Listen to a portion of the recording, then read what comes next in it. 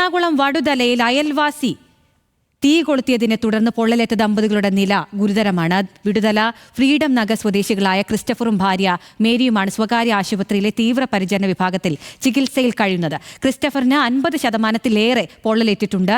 തീ കൊളുത്തിയ അയൽവാസിയായ വില്യമിനെ ആത്മഹത്യ ചെയ്ത നിലയിൽ കണ്ടെത്തി.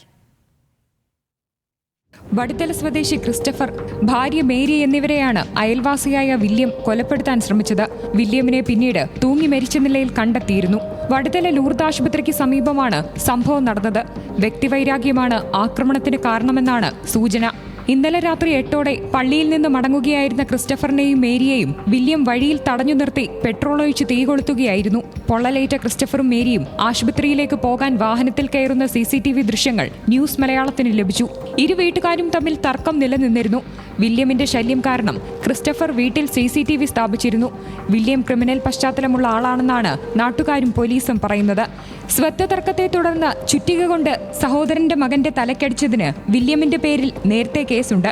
ന്യൂസ് മലയാളം, കൊച്ചി.